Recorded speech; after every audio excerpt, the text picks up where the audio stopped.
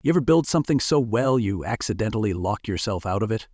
That's what happened to Derek Marshall on a cloudy Tuesday afternoon in Birmingham. He wasn't looking for applause or a comped meal, just a feel.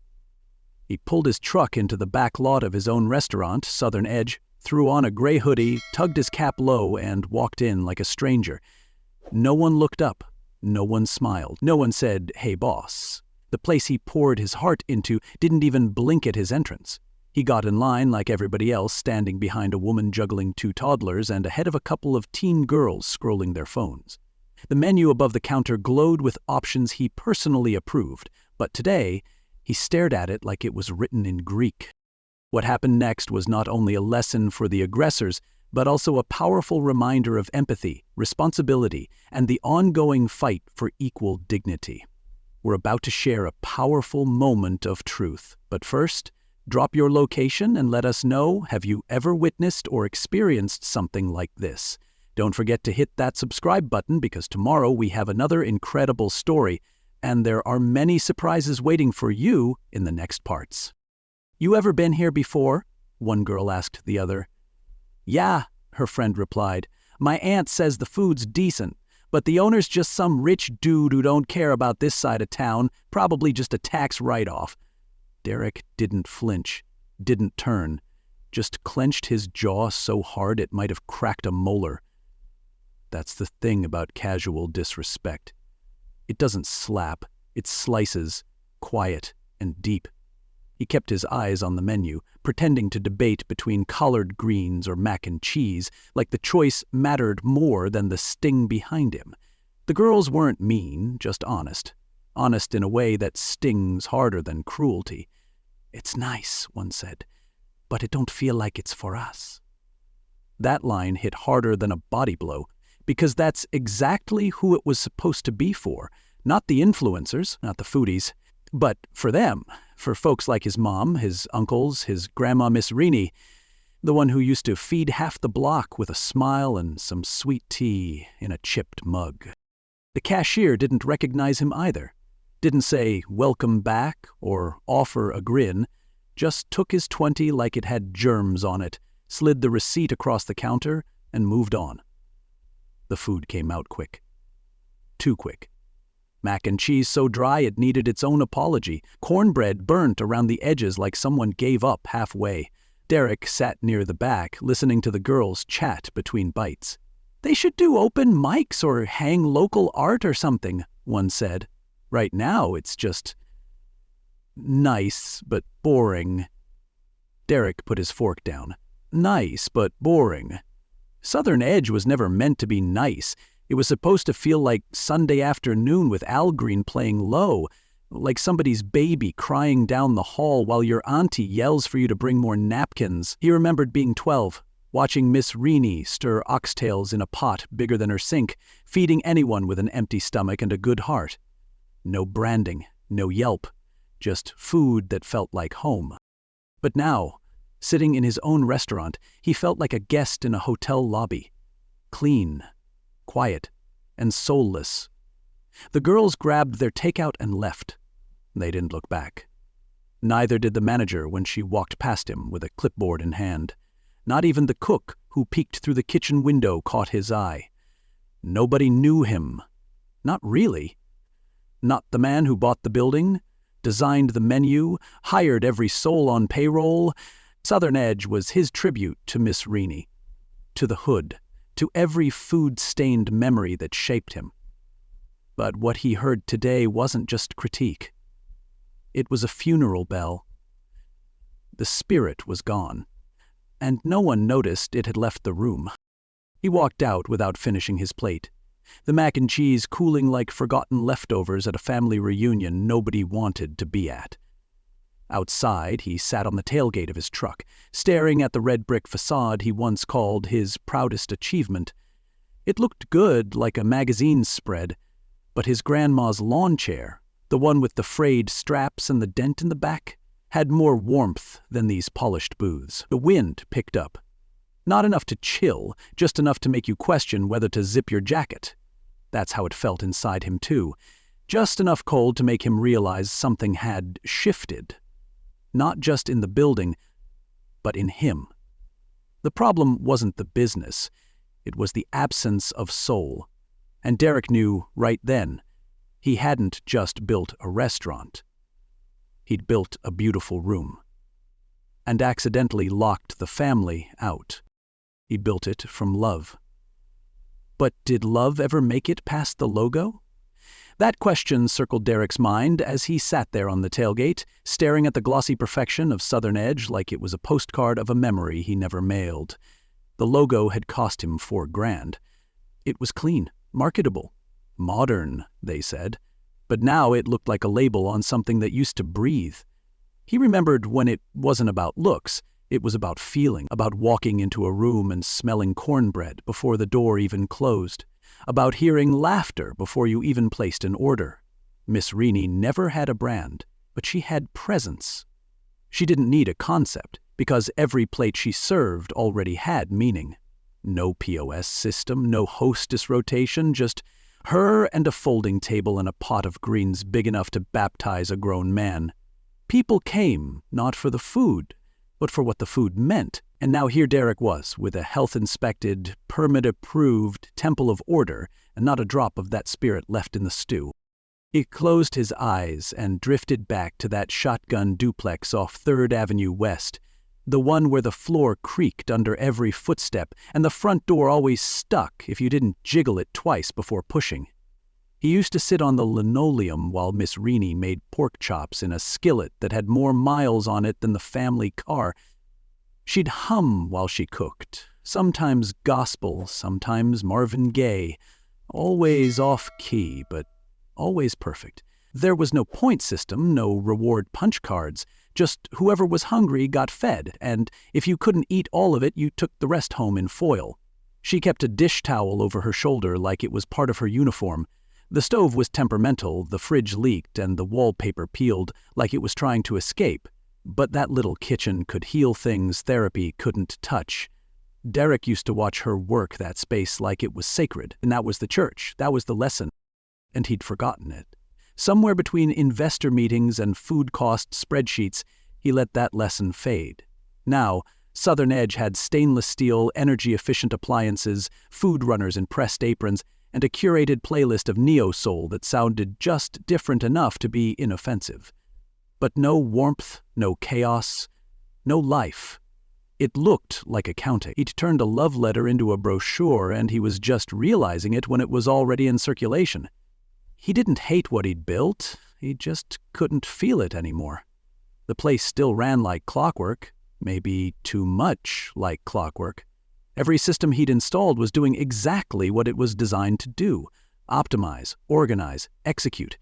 And in the process, it had squeezed the heartbeat out of the room like juice from a lemon, neat and dry. Derek went back inside before the dinner rush, not to eat but to observe. Cynthia, the manager, was reviewing vendor slips behind a counter. She didn't see him, didn't even glance up. The line cook passed her on his way to the kitchen, eyes glued to a clipboard. Nobody looked at Derek. Not the host, not the dishwasher, not even Antoine, who he'd personally trained on opening day. It was like watching a play you wrote, performed by people who didn't know your name. Efficient, clean, professional, and somehow entirely lifeless. He remembered Miss Reaney yelling from her porch for someone to grab a plate before the cornbread cooled. She didn't care if you were a banker or a dropout. You ate, you felt seen, and when you left with more than just food. You left with proof that somebody still gave a damn. He sat in the back again, this time unnoticed, just another face in a space that used to beat with his name. His food, well, their version of it, hit the tables with practiced speed, no warmth, no interaction, no memory.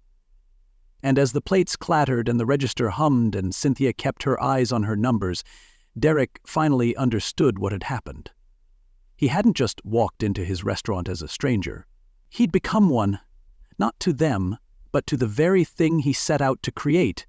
Southern Edge wasn't broken, it was polished, it was successful, but it wasn't his anymore. Not really. Not in spirit, not in soul. And that quiet realization, more than any review, more than any critique, almost broke him. Because what he'd lost wasn't profit or praise. He'd lost the heartbeat, and nobody even noticed it stopped. Intentions age well, feelings don't. Derek knew that now, not in theory, but in the way you know your back hurts more after 40 or that cornbread without buttermilk just tastes like regret. He didn't need another memo. He needed real voices. So the next morning, he left the spreadsheets on his desk, ignored a calendar full of investor calls, and parked a block away from Southern Edge.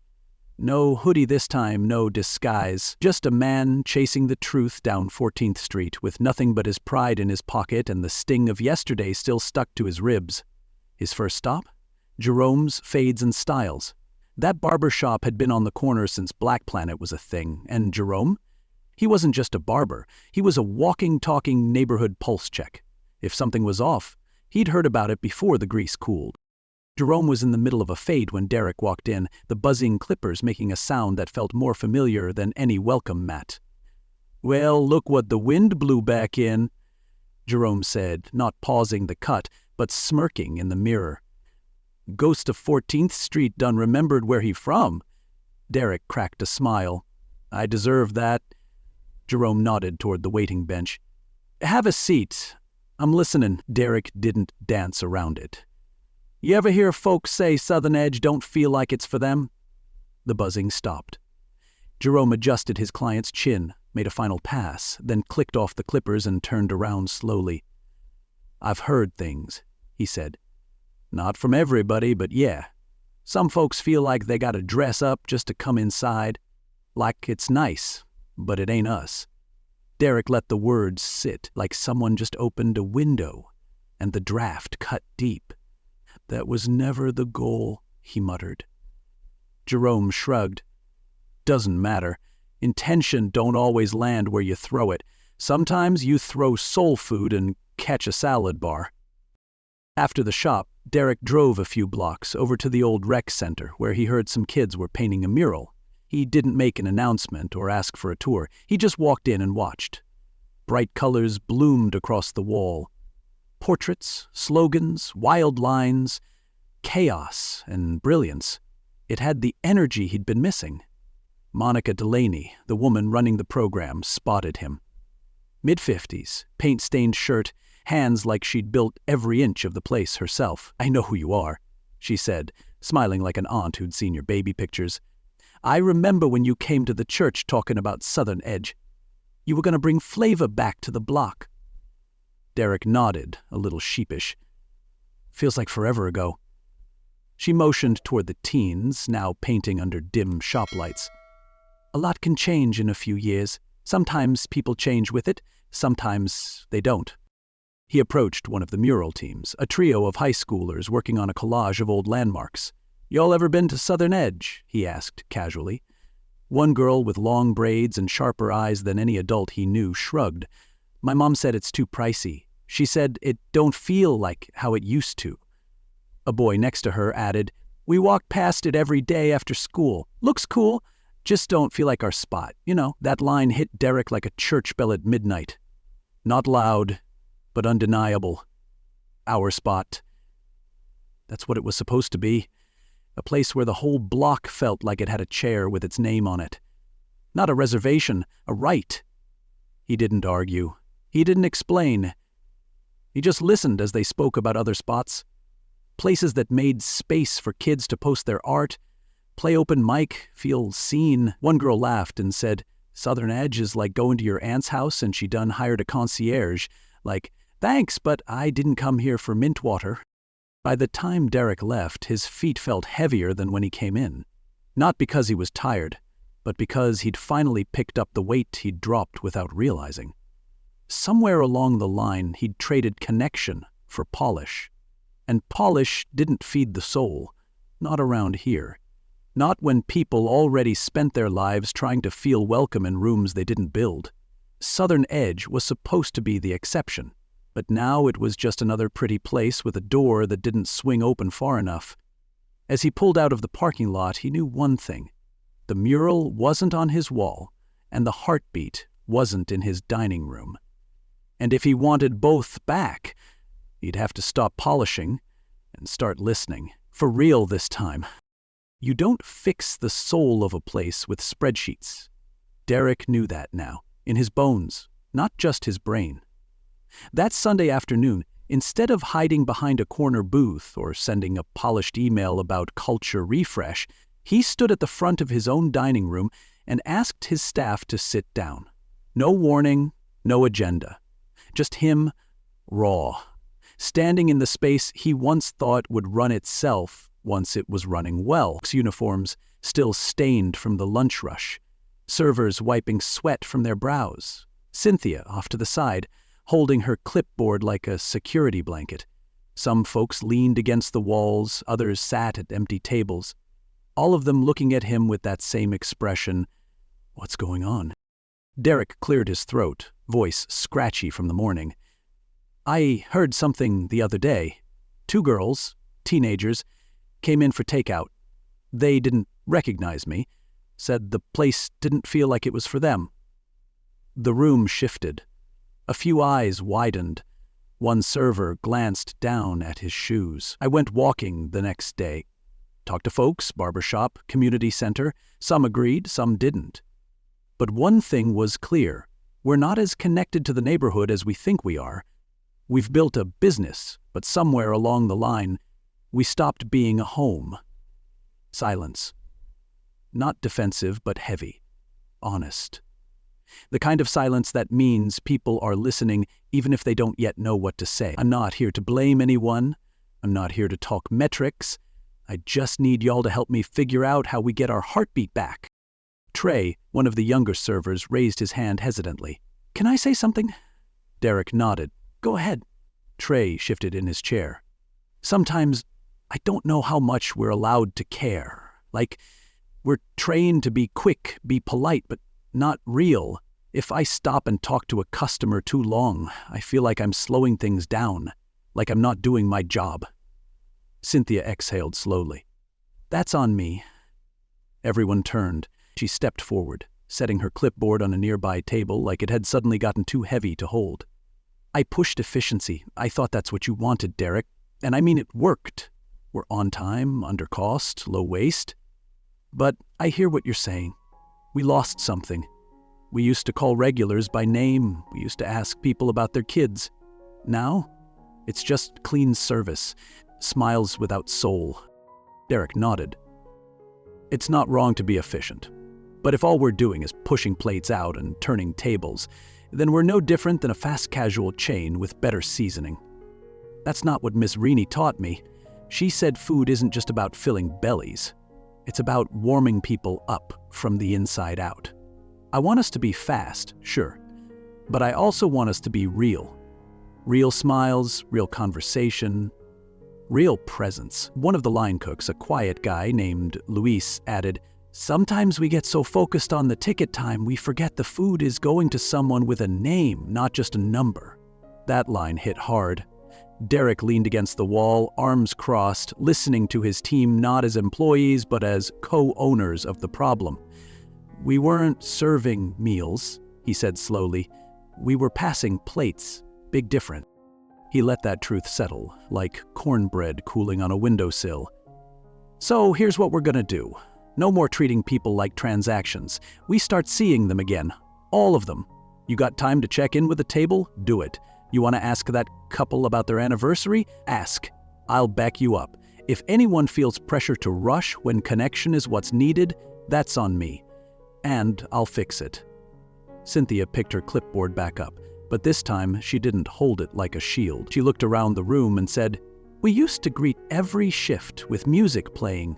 We used to tell stories about why we're doing this work. Maybe we bring that back." Heads nodded. Something shifted in the room. Not dramatic, not teary, but present, real. Derek didn't give a speech. He gave them a mirror. And for the first time in a long time, he felt like they saw themselves in it. Not workers, not cogs, but hosts of something that could be beautiful again. The soul wasn't gone, it was just buried under policies. And now they were ready to dig. No cameras, no coupons, just food and truth. That's what the note on Southern Edge's front window said, written in Derek's own handwriting, taped up without fanfare 3 days after the staff meeting. It wasn't in the brand font. It wasn't printed on thick cardstock with the logo in the corner. It was just a scribbled sentence on lined paper, taped slightly crooked. And maybe that's what made it work. By Sunday at 4 p.m., the dining room looked different. Not remodeled, just rearranged. No reservations, no two tops tucked in corners. Just long tables, covered in mismatched cloths, and trays of food that didn't care what decade you were born in. Fried chicken, catfish, sweet potatoes, collards, banana pudding served in glass bowls that steamed when cold spoons dipped in. The music was low, the lights were soft, and the air was thick with the smell of grease, sugar, and something unspoken. Hope, maybe. Folks started trickling in around 3:45.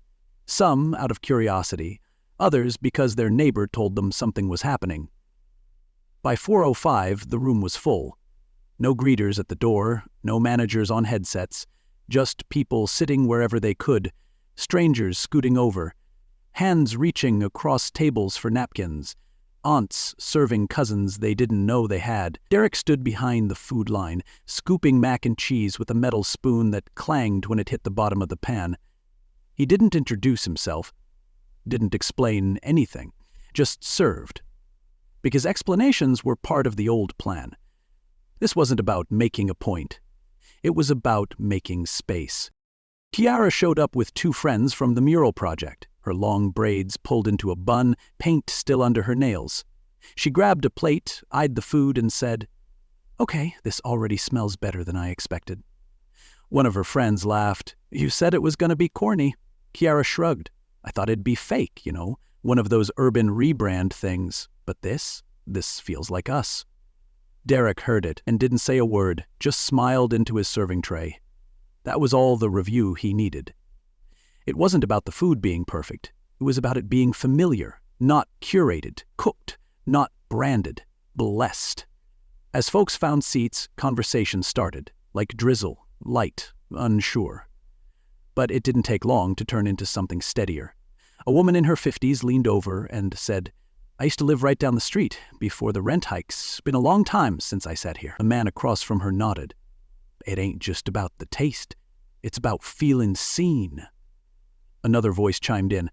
"Y'all remember Miss Reaney? She used to serve oxtails out her back door. I think this might be her boy." There was no mic, no program, but somehow the room found rhythm. People talked, really talked. About school closures, about block parties, about how the church fish fries used to feel like homecoming. And all the while, the trays emptied, the tea pitchers refilled, and the pudding bowls got wiped clean with crusty corners of cornbread. Derek sat beside a man wearing overalls and paint-streaked boots who hadn't spoken a word until halfway through the meal. He finally said, "I don't usually eat nowhere I can't pronounce half the menu, but this reminds me of when my mama used to hum in the kitchen while she cooked, and man, she couldn't carry a tune if it had a handle." They both laughed. Loud, deep, not the polite kind, the kind that rinses something out of you. In that moment, Derek realized they weren't just feeding bodies. They were pouring banana pudding over broken trust. When Monica stood up and tapped her glass, the room quieted without needing a mic. I've seen restaurants come and go, fancy ones, fast ones, but what matters isn't the menu. It's the memory. And tonight, she said, this room feels like somebody finally remembered us. People nodded, some clapped, others just smiled and kept eating. The applause wasn't for performance. It was for presence. The girl from earlier, Kiara, lifted her glass toward Derek and said, "This one's for Miss Reaney. Y'all did her proud." Derek raised his cup back, throat tight, words jammed in a traffic jam of emotion. He didn't need to speak. The food already had.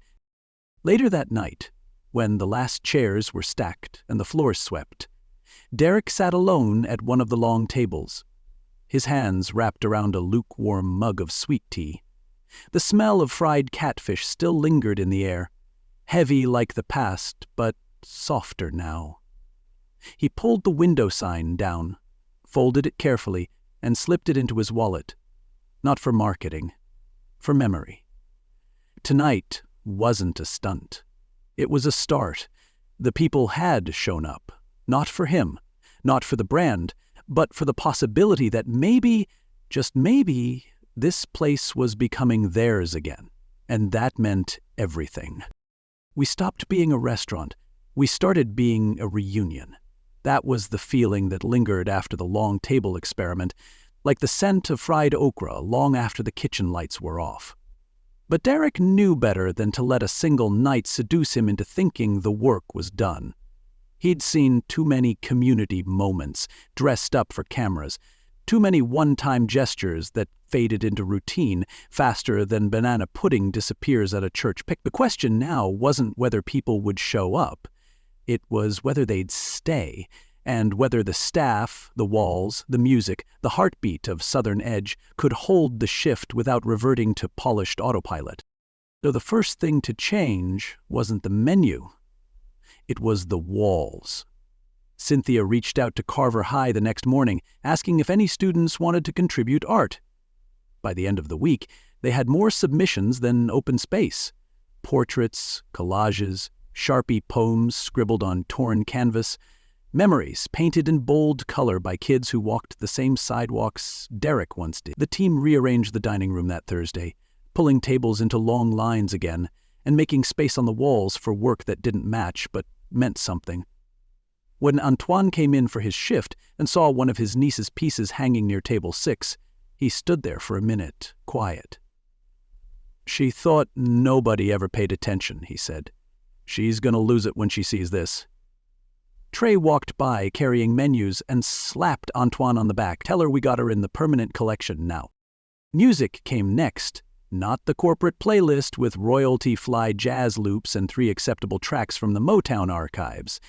Antoine and 2 of the cooks brought in old CDs, burned playlists onto thumb drives, even dug out a boombox one of them had in the trunk. On Thursday nights, just before close, they pushed back a few tables, set up a cheap PA speaker, and let folks bring whatever they had. Poems, gospel solos, verses they wrote in their journals or rapped over a beat on their cousin's laptop. The open mic nights weren't perfect. Sometimes someone forgot their lyrics. Sometimes the mic crackled. But people stayed. They laughed, they clapped. And most importantly, they returned. It was messy, loud, and entirely alive. Southern Edge went from Airbnb soul food to Sunday at Nana's energy.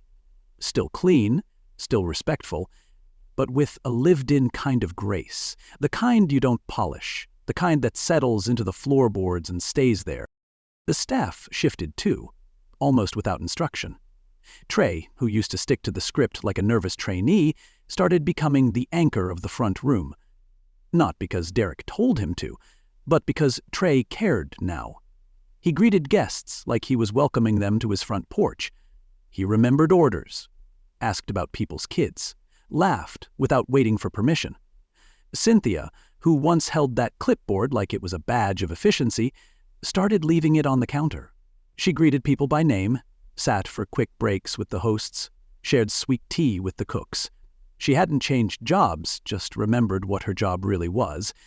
Even the dishwashers started showing up different.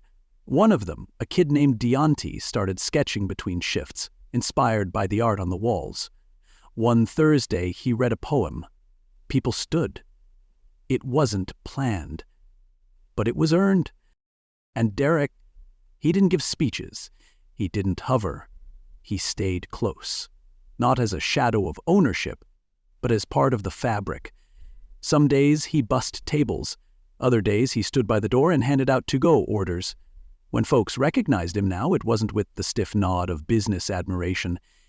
It was with the casual respect reserved for the guy who might know your uncle, or the man who helped fix the bench outside the corner store. That mattered more than coverage in some glossy magazine, or praise from a food critic who couldn't tell a gumbo from a stew. Derek wasn't running the place from a spreadsheet anymore. He was holding it together with presence. But not everyone liked the shift. A few regulars who had come for the upscale experience stopped showing up. One left a review, calling the new vibe too casual, too community-focused, said it felt more like a block party than a fine dining destination. Derek read the review, let it marinate, then closed the app. Because the truth was, soul food was never meant for quiet corners and white linens. It was born in kitchens that were too small and hearts that were too big. It was meant to be shared, not styled, and finally, Southern Edge was starting to live up to the name. It wasn't just feeding the block, it was becoming part of it again. The long tables stayed, the walls stayed, the voices stayed. Because the people came not just to eat, but to be reminded they still belonged somewhere, and that somewhere finally felt like home. A kid left a note, and it fed more than our next menu ever could. Derek found it late one Saturday night while wiping down the tables. The dinner crowd had cleared out, the chairs were stacked, and the last of the kitchen laughter was fading into the back hallway. He was scrubbing under the window seat when he saw the edge of a crumpled piece of paper shoved between the cushions. Thought it was a receipt at first, maybe a flaw, but when he unfolded it, the handwriting stopped him cold. Uneven, rushed, maybe written while someone was working up the courage to leave it behind. It read, "My mom brought me here today for the first time. I thought it was going to feel fake like other places, but I saw my painting on the wall and I saw people like me laughing, talking, feeling full. I want to work here one day." He sat down hard in the nearest chair, the note trembling just slightly between his fingers. Read it twice. Then a third time. No name, no signature, just the kind of truth that doesn't need a stamp. And he didn't move for a while, because this was the moment he didn't know he was waiting for. Not applause, not numbers, not coverage or foot traffic. This one note, left by a kid who came in expecting to be invisible and left wanting to belong. That was his confirmation. That was the heartbeat. He slipped the note into his wallet, right next to the old flyer from their first community dinner. One reminder of what he nearly missed. One reminder of what he finally reclaimed. A week later, Derek stood behind a podium at a local entrepreneur panel at Lawson State. He had been asked to speak months ago, and he almost declined, but Cynthia had nudged him. Not everyone needs to hear how you built it. Some folks need to hear how you fixed it. So there he was, in front of a room full of dreamers, young adults, midlife career changers, even a few retirees starting something new. The moderator asked the usual questions about capital and branding and startup strategy, but when it was Derek's turn to speak, he looked out across the rows of faces and tossed his notes aside. "I built Southern Edge with the right intentions," he began. "I wanted to honor my family, my neighborhood, my past. I picked the right location, had the right funds, got the branding polished to a shine. But I forgot the most important part. I forgot to keep showing up. Not just in name, in spirit." He paused to let that land. "You know what success looks like?" he asked. "It's not packed weekends or 5-star reviews. It's not media features or a full dining room. Success is one kid leaving a note under a window seat saying she wants to work there one day. That's it. That's the legacy." One young man in the second row raised his hand. "How do you know when you've got it right?" Derek smiled. "You don't. You just stay close enough to notice when you've gotten it wrong and humble enough to fix it." After the talk, a few people came up to shake his hand, ask about his food, his path, his mindset. But one woman stood quietly near the back with a teenage girl clinging to her side. The girl wore sneakers covered in paint splatters and a nervous smile. Derek recognized her, not by name, but by the eyes. Kiara's cousin, the girl who had left the note. She didn't speak right away, just looked up at him and finally said, "That painting of the dog with the sunglasses, that's mine." Derek grinned. "One of our most complimented pieces." She laughed. And her mom added, "She's been talking about working there ever since." Derek crouched a bit, lowered his voice like he was telling a secret. "Once you turn 16, we'll see what we can do about making that happen." Later that week, Derek stood behind the counter again. Not undercover, not invisible. Fully present. He greeted customers by name when he could, introduced himself when he couldn't, and made sure new faces didn't just get menus, they got seats at the long table too. The playlist was still scratchy in places, the table still wobbled when the screws loosened, but the space breathed now. And it wasn't just his anymore, it belonged to every hand that stirred, served, or simply showed up. And when Kiara brought her cousin in that Sunday afternoon, pointed proudly to her painting, and whispered to a friend, "Yeah, that's the owner, and he's actually here," Derek knew the job was finally working. Not because he'd built it, but because he'd stayed, because he listened when it was hard, because he showed up when it counted. Soul food isn't made with hands, it's made with presence. That's the lesson. Not just for restaurants. For families, for communities, for anyone building anything that matters. Don't just plan it. Don't just fund it. Stay close enough to feel when it starts to drift. And then, pull it back, with heart, with hands, with humility. Because in the end, the legacy you leave behind might not be your name on the door. It might just be a note under a window seat, written by a kid who thought she was just passing through, but left wanting to stay. Leave a comment below to let us know where you are watching from, and if you like fascinating stories like this, don't forget to hit that subscribe button, because tomorrow we have another incredible story, and there are many surprises waiting for you in the next parts.